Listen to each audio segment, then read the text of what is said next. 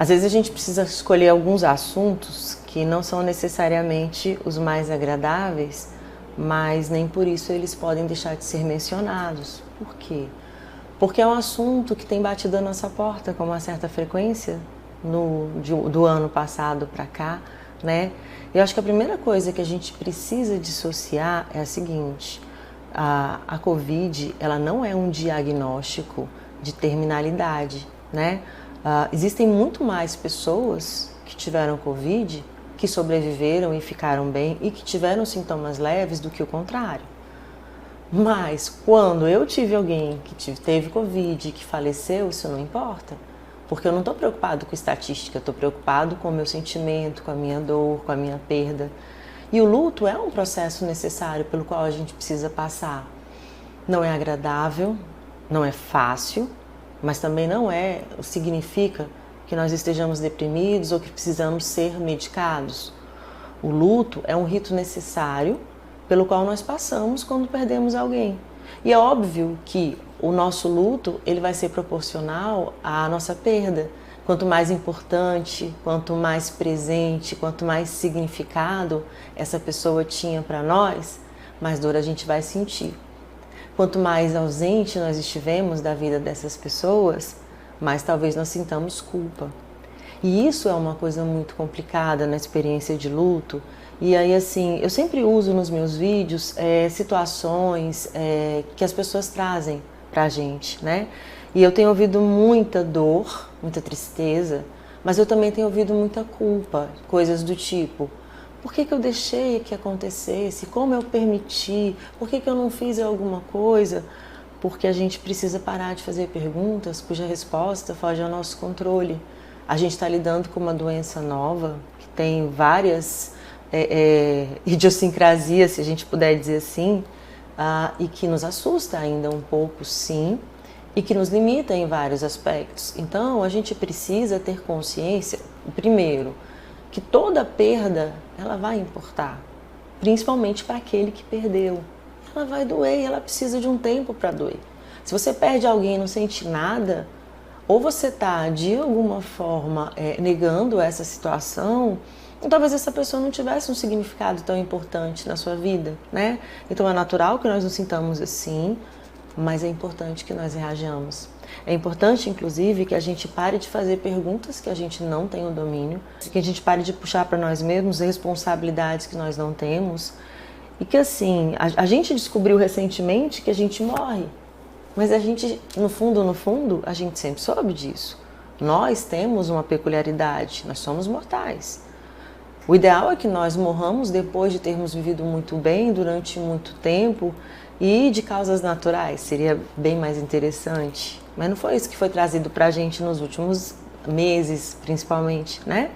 O que não significa, lembro, que o diagnóstico de COVID seja um diagnóstico de morte. A gente precisa dissociar essa ideia da nossa cabeça, porque viver com medo é paralisante, é terrível. E se a gente está com medo da morte, a melhor coisa que a gente precisa fazer é valorizar a vida. Eu vi um filme recentemente e assim, a crítica do filme não é muito boa, mas eu tirei dele uma ideia que eu achei muito interessante, que é assim: a gente não tem vivido como a gente deveria viver.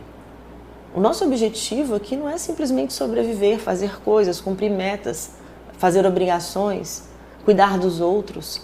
A gente também está aqui para viver da melhor forma que a gente puder. E eu acho que a gente tem descuidado um pouco desse aspecto. Então, por exemplo, se a gente consegue, na medida do possível, atualizar as nossas relações interpessoais, se a gente consegue ser mais inteiro nas coisas que a gente faz, e alguma coisa inusitada acontece conosco, com alguém que nos é caro, a gente não fica com tanto ressentimento, a gente não fica com tanta culpa, a gente não fica com tanta coisa acumulada. Então, eu acho que a alternativa que a gente tem hoje, e é claro que a gente vai sentir tristeza, e é claro que há dias diferentes, e é claro que eu penso nas pessoas que estão sozinhas, né? Que por ser grupo de riscos não estão indo para o trabalho, mas estão sozinhas em casa. E o trabalho é uma fonte importante para nós de socialização. A família é uma fonte para nós importantíssima de socialização.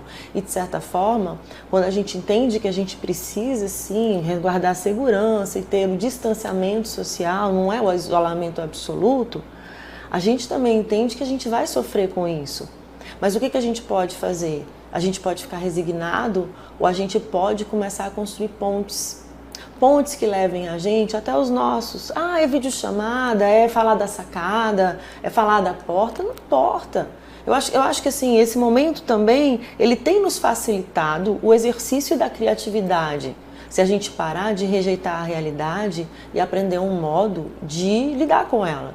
Não acredito em novo normal, espero muito o velho normal, porque é desse que eu sinto falta.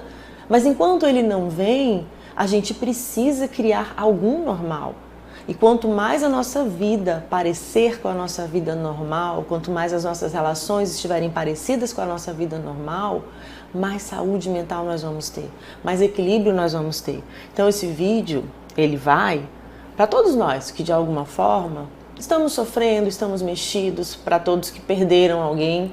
E que lembrar que assim, a perda de uma pessoa importante, ela é transformada em saudade. E dessa forma ela permanece conosco para sempre. Então, o vídeo de hoje é para prestar uma homenagem, mas para lembrar também a gente que a gente perde muito tempo lamentando a morte e com isso a gente deixa de viver a vida. E viver a vida, gente, não é fazer as coisas de qualquer jeito, irresponsavelmente, como se não houvesse amanhã. Viver a vida é, como dizia o Henry David Thoreau, é vivê-la em plenitude, é buscar a essência da vida, é resgatar a medula da vida. Gente, todos os nossos vídeos estão disponíveis nas redes sociais do Tribunal de Justiça. E assim, se vocês tiverem alguma dúvida, alguma sugestão, algum questionamento, né? Vocês podem mandar pra gente.